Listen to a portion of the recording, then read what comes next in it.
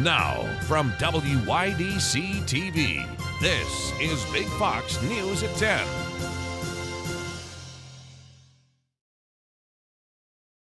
Good evening. I'm Jennifer Lindgren.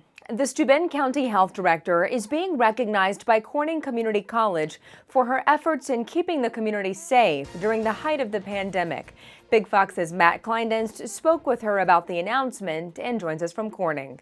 Good evening, Jennifer. Darlene Smith will be recognized as a community organization partner for her role during the height of the pandemic. She credits the school and her staff for everything that she's worked on these past 2 years. On Tuesday, Corning Community College announced that Steuben County Health Director Darlene Smith will be inducted into the Order of the Red Baron. The school is recognizing her efforts during the past 2 years of the pandemic. It's one that I will accept on behalf of my whole public health team. Over the past 2 years, the Steuben County Health Department organized multiple testing and vaccination clinics at CCC. According to the school, over 30,000 vaccines were administered to both residents and students. Smith credits her staff for their efforts in organizing the clinics. It's not me, it's my entire team that worked so tirelessly and consistently and steadfastly over the past 2 years. She also credits Corning Community College for being a strategic partner throughout the pandemic. When the request was made, can your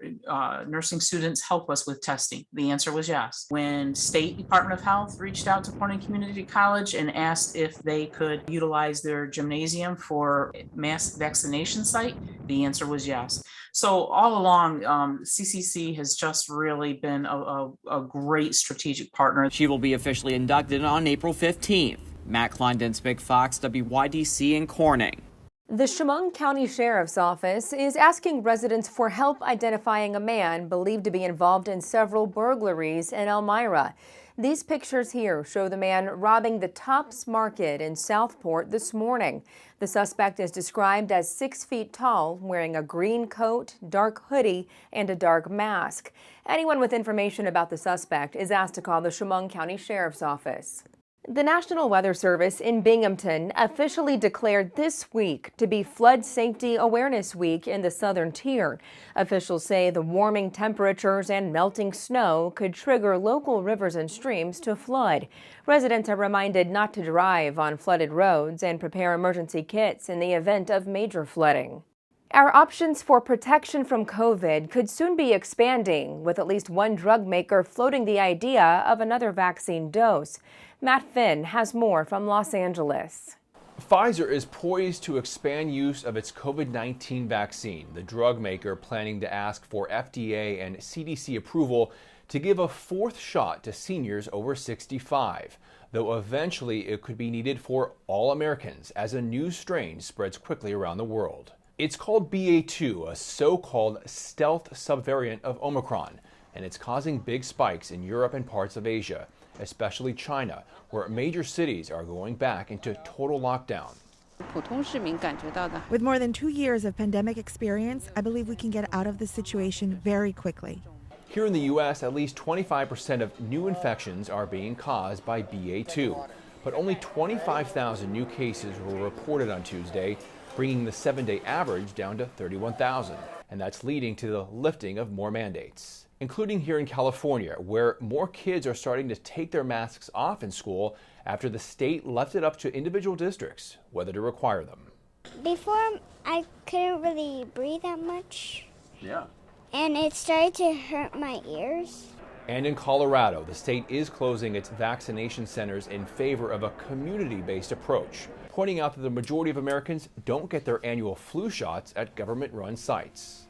You go to your local pharmacy, you get it when you're at your doctor's office, and we really want to see COVID become more normal like that. And another sign life is returning to normal, the CDC lowering its warning level for cruise ships, a big boost to an industry hit hard by 2 years of the pandemic.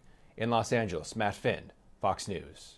As the war in Ukraine nears the 3-week mark, the death toll is rising from civilian casualties in cities under constant siege. Ukraine's president is appealing to the White House and Congress to help them fend off Russia's invasion. Lauren Blanchard has the latest. Air raid sirens sounding again Wednesday morning in Kiev, where a Russian artillery attack wiped out the top floor of this 12-story apartment building.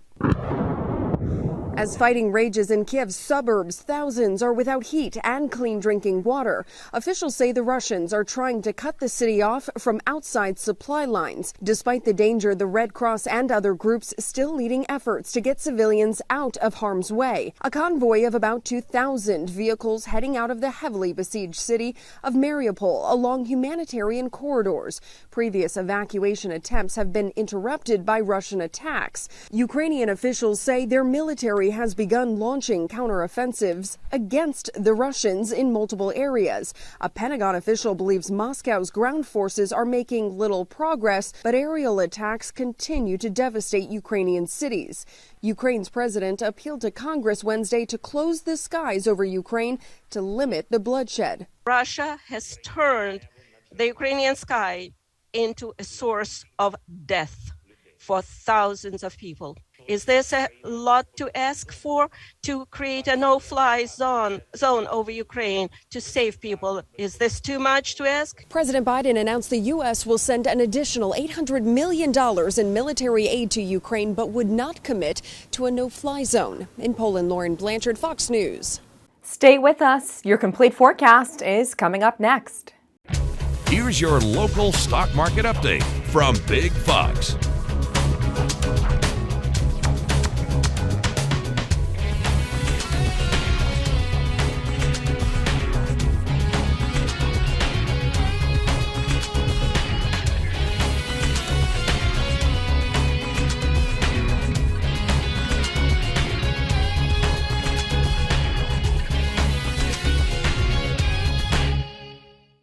Now, your Twin Tiers forecast from Big Fox. All right, thanks again for checking in as we take a look at your local forecast. It was a beautiful day across much of the region as we headed through this midweek time frame. Tomorrow, of course, is St. Patrick's Day, and we're going to continue mild temps. Maybe not as warm as it was today, but still very much above average. There was the view from the National Weather Service in Binghamton. We had plenty of sunshine, a few clouds developing and sliding in from the south earlier today, but dry. That was the radar and satellite picture from earlier Wednesday. Looking at a morning low on Thursday of 40, average is 23, so we'll be well above that mark, even on the high side, topping out near 15, 20 degrees above average. And we should mention that sunrise is at 7:15 in the morning, sunset is at 7:15 in the afternoon or evening. So 12 hours of daylight, that typically happens around any equinox in the spring or the fall. Of course, we have the spring or vernal equinox coming up this Sunday, and that is, astronomically speaking, the first day of spring, and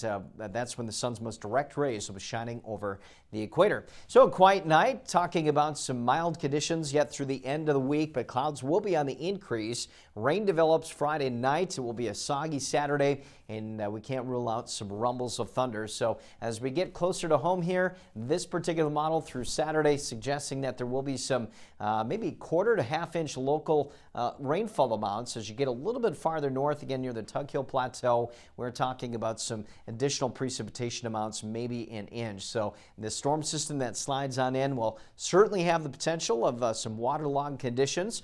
Thursday, though, there could be a better chance of a few light showers off to the south. We'll call it partly sunny on your Thursday, and then a little more sunshine starting off our Friday before this main wave of energy slides in from the south and west, bringing us that rain chance Friday night and Saturday. 40 degrees waking up and heading out the door on Thursday morning. Again, partly cloudy skies. We'll have winds out of the southeast pretty light. A few communities will be down into the 30s. When you factor in the wind, it may feel just a touch cooler. But the hourly temperature forecast through Thursday showing that we get close to the mid-50s already by the lunch hour, and then into the lower 60s into the afternoon. Again, a few more clouds, a couple of isolated showers or sprinkles to the south and east. And again, farther north and west, more sunshine and milder temperatures. Wayland up to 67 degrees well above where we should be by almost 20-25 degrees or so. Even with more clouds, we're still going to be above average to the south and east near Binghamton.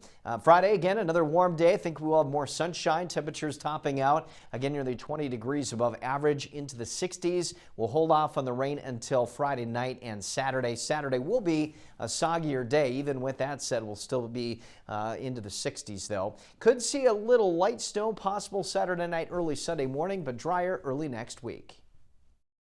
Many COVID-19 survivors say they're suffering from PTSD, and the lack of mental health clinicians is hurting some communities.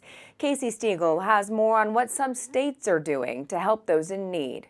Certainly, COVID has brought about certain situations that could count as that traumatic event. Like, for example, if someone suddenly finds themselves unable to breathe and really thinks they're going to die, right? That could certainly be a traumatic event. Between the social isolation, economic stress, and other struggles, health officials say the pandemic has officially contributed to rising mental health issues like anxiety and depression. In a study published by the British Medical Journal, researchers analyzed the records of nearly 154,000 COVID patients and found that in the year after getting the disease, people were significantly more likely to be diagnosed with psychiatric disorders than those who didn't get infected. Pre-COVID, there wasn't much that I wouldn't take on. I look at myself now, and I'm just a shell of that person. In the first year of the COVID-19 pandemic, anxiety and depression increased by a massive 25%, according to the World Health Organization. This prompted states to include mental health and psychosocial support in their COVID-19 response plans. But experts in places like Nevada say major gaps remain. We were really business as usual for quite some time. It wasn't until recently, maybe in the last 5 months or so, that we started getting a lot of influx of people. Officials in some states are trying to streamline the licensing process in order to get more therapists and clinicians available to those in need. In Dallas, Casey Stiegel, Fox News. Sunday is the first official day of spring, and with the warmer weather comes seasonal allergies. But as Marianne Rafferty reports, millions of Americans are already suffering seasonal allergy symptoms before spring has even sprung. Here's why. The first official day of spring is right around the corner, and so are the allergies. Congestion, postnasal drip, watery eyes. Just sneezing and sneezing all day. But thanks to climate change, the warming planet is making our winters shorter, allowing trees, grass, and flowers to bloom earlier and grow for longer periods of time.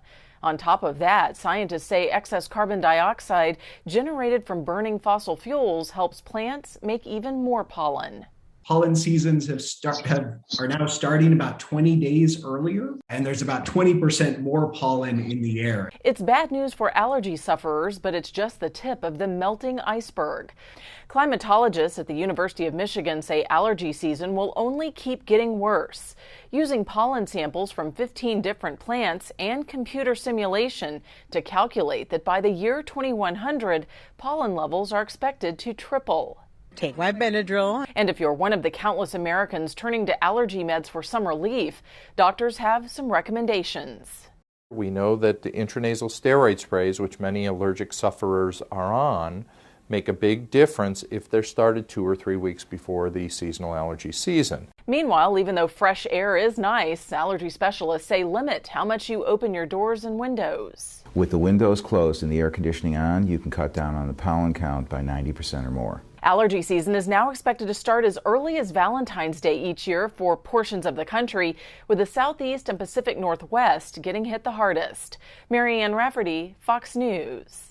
A recent proposal to scrap biannual time changes has sleep experts talking. The American Academy of Sleep Medicine praised a bill in Congress that would end the practice of daylight saving time.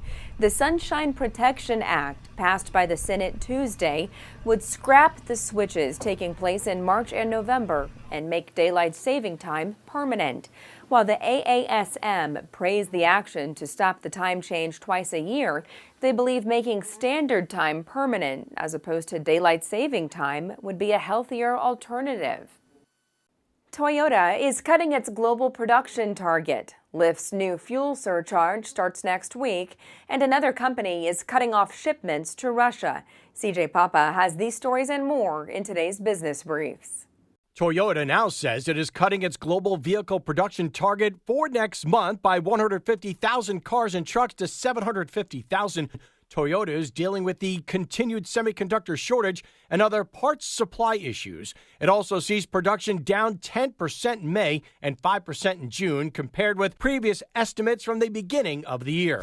Lyft, following Uber's lead, adding a surcharge to offset surging fuel prices. Starting next week, the ride-sharing app will add a 55-cent surcharge to each ride. That charge will remain in effect for the next several months. And it's not just Lyft. DoorDash says its couriers will receive cash back on fuel through a prepaid Visa debit card. Xerox has stopped shipments to Russia and is monitoring the situation in the country. The company employs people in Russia and Ukraine and has separate businesses in both countries.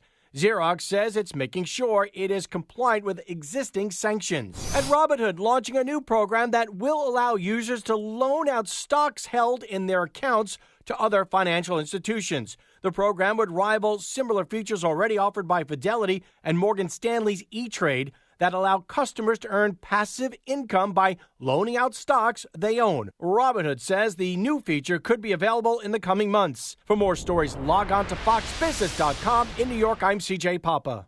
Netflix is cracking down on those who share passwords. After recently announcing a price hike for its services, the company is going after people who share accounts but don't live in the same household. Netflix will test the approach in Peru, Chile, and Costa Rica, where users will pay a fee to let subscribers add a viewer to their profile at a discounted price. The streaming service raised the cost of its premium service and standard service by $2 a month back in January. Amazon has closed its deal to acquire MGM. It's certified with the Federal Trade Commission. It had provided all the information requested by antitrust investigators reviewing the deal, and the time frame for regulators to challenge the deal has expired. The deal was announced last May. MGM's vault has more than 4,000 film titles and 17,000 TV shows. Parents will soon have new tools to track their children's social media usage.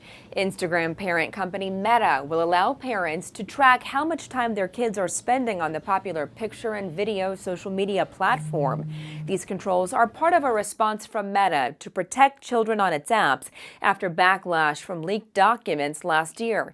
Those documents said the company was aware that Instagram causes body image problems for some teenage girls. Americans used to long-term lows in interest rates will see areas of personal finances affected as federal rates move up. The Federal Reserve could move interest rates as many as 11 times between this year and the end of 2023 to near 3% and make borrowing more expensive, cool down demand, and slow down inflation. For homes, economists say housing prices won't come down much because demand is high and the cost to build is also high. But auto loans and credit card rates will hike, costing consumers more. Past student loans tied to variable rates may see payments go up with Fed hikes.